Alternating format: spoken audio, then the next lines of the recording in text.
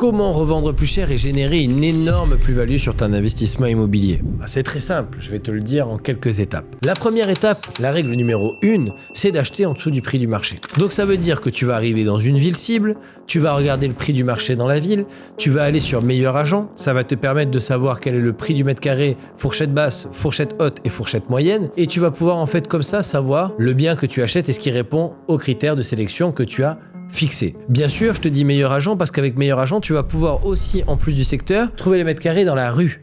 C'est important et essentiel de comprendre ça parce que d'une rue à une autre, les prix peuvent différer. À partir du moment où tu as trouvé le quartier de prédilection, voire la rue de prédilection ou les rues de prédilection, tu les étudies, tu références tous les prix au mètre carré, fourchette basse, moyenne et haute, considérant que la fourchette basse, c'est un bien peu rénové, fourchette moyenne, c'est un bien rénové mais pas exceptionnel, et la fourchette haute, c'est les rénovés avec exception, c'est-à-dire des choses en plus, une terrasse, un jardin, des choses que les autres n'ont pas.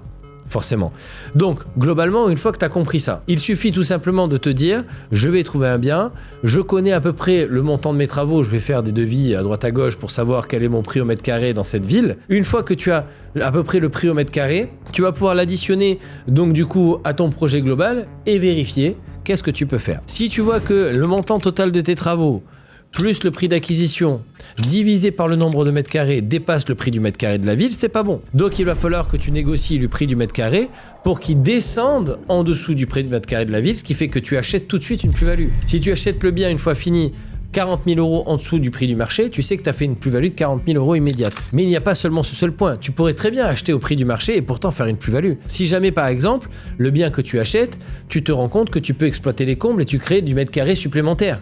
Là aussi, il y a une plus-value qui t'attend, forcément. Sachant que le prix du mètre carré des combles ne vaut rien du tout, ou d'une cave, ou peu importe, ou peut-être d'un extérieur qui n'est pas développé, pas habité, ou peu importe, qui est totalement à l'abandon. À ce moment-là, dès que tu arrives à transformer une pièce, que tu arrives à améliorer, alors transformer une pièce, c'est-à-dire transformer une pièce non habitable en habitable, tu rajoutes du mètre carré, donc forcément de l'argent. Si jamais tu arrives à transformer un T2 en T3, ou un studio en T2, tu arrives à rajouter une pièce parce qu'il y a de grands espaces et que tu arrives à dessiner une pièce supplémentaire, là aussi plus-value immédiate. Donc si tu veux des moyens de faire des plus-values, il en existe plein. À toi de bien étudier la manière de le faire, mais globalement je t'ai donné des grands axes qui vont te permettre en tout cas d'y voir beaucoup plus clair sur comment générer une plus-value. J'ai d'ailleurs généré plusieurs fois des plus-values et notamment sur Bordeaux ou même à côté dans une ville de Hayan où j'ai acheté des combles, j'ai rasé la toiture.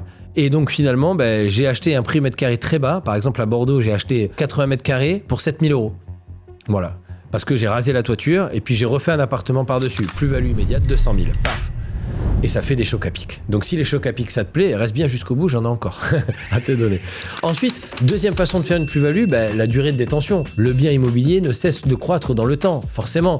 Donc le bien que tu achètes aujourd'hui, dans 10 ans, tu auras fait peut-être 50 000, 100 000 €, 200 000, ça dépend le type de bien, ça dépend combien tu as acheté, ça dépend ce que tu as fait. Mais globalement, un bien prend toujours de la valeur dans le temps. Et la troisième façon de faire une plus-value, bien sûr non imposée, de préférence. Alors si jamais tu le fais sur une résidence secondaire, 36,2%, ils vont te prendre ça sur la plus-value. Donc sur la plus-value, qu'est-ce que c'est? La plus-value, c'est le montant que tu vas déduire, c'est-à-dire qu'en gros, tu vas avoir le prix d'acquisition plus l'intégralité des travaux moins le prix de revente. Ça veut dire que si jamais tu as autant de travaux que de prix de revente, pas de plus-value.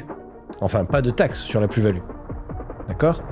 Je ne veux pas te donner des idées, je te dis juste. Ensuite, si jamais tu achètes un bien en résidence secondaire, que tu le détiens plus de 30 ans, tu n'as pas de plus-value non plus, parce que tu l'as détenu plus de 30 ans, donc au bout de 20 ans, tu n'as plus de taxation sur la plus-value, et au bout de 30 ans ou 31 ans, tu n'as plus de prélèvements sociaux. Donc en fait, la plus-value s'amoindrit, puisque c'est une plus-value pour durée de détention, en fonction du nombre d'années, ça commence à partir de la 6e année, et à partir de la 6e année, on passe de 36,2% de plus-value à 34, 32, etc., jusqu'à arriver à 0. Donc si tu le gardes 30 ans, plus de 30 ans, t'as pas de plus-value. Alléluia. Et si jamais tu achètes, une résidence secondaire dans laquelle tu fais du locatif et qu'un jour, tu décides de venir habiter à l'intérieur, tu te déplaces de ta maison A, ce que tu revends, tu vas vivre dans ta résidence secondaire qui devient ta résidence principale et tu la revends exonérée totalement de plus-value. Puisque oui, la résidence principale est exonérée totalement de taxation sur la plus-value sans avoir une obligation de vivre dedans, comme tout le monde peut le raconter, 6 mois, machin, ça n'existe pas. Il n'y a aucun texte qui dit ça. Il faut juste avoir une bonne histoire à raconter. Si tu as une bonne raison de vendre 3 fois des maisons dans la même année, pas de problème. Je te donne un exemple, d'histoire d'aller au bout de cette vidéo. T'achètes un studio, t'es bien dedans, mais tu rencontres ta petite chérie qui a déjà un enfant. Vous tombez amoureux, et tu décides de revendre ton studio. Paf, tu fais une plus-value de 50 000. Alléluia. Tu achètes un T2, enfin un T3, avec 2 chambres, parce qu'il y a un bébé, machin, nan, et ta femme tombe enceinte. Ah, bon bah écoute, on va acheter tout de suite plus grand. Donc du coup, tu revends ton T2, et puis t'achètes un T3, plus-value immédiate. Et là, drame, vous vous séparez avant la fin de l'année. Et bien tu revends et tu reprends une plus-value. Donc voilà pour cette vidéo, j'espère que t'en as appris un petit peu plus sur comment générer des grosses plus-values. Alors bien sûr, il y a d'autres options, etc. Mais bon, c'est trop court dans cette vidéo. Si tu veux en découvrir plus, n'hésite pas à t'abonner, mets un pouce bleu puisque t'as kiffé cette vidéo, je le vois là, il est en train de se lever. Voilà, ça c'est bien ça. Appuie dessus, tu vas voir, ça coûte rien, c'est gratuit et puis ça aide le Goranty à continuer à faire du contenu. Et si tu souhaites en apprendre un peu plus sur l'investissement immobilier, que ce soit le locatif, l'achat-revente, la location courte durée et j'en passe, j'ai créé un programme complet de formation qui t'apprend tout ce qu'il y a à savoir sur l'investissement immobilier. Petite ville, moyenne ville, grande ville, location longue durée, location courte durée, immeuble de rapport, appartement, maison, achat-revente, etc. Tout est à l'intérieur. La méthode Goranty, c'est le fruit de plus de centaines d'heures passées sur le terrain à investir et à me former, plus de 30 000 € de formation que j'ai pu suivre et tout ça condensé dans un programme de 36 heures. En plus, tu auras accès à 2 coachings par semaine à vie, sans compter une communauté d'investisseurs dans laquelle tu seras réunis et tu passeras de je me sens seul à je fais partie d'une communauté pour tout simplement exploser tes résultats. Je t'en dis pas plus, t'as plus qu'à cliquer sur le bouton en dessous pour découvrir l'intégralité du programme. Je te dis peut-être à tout à l'heure.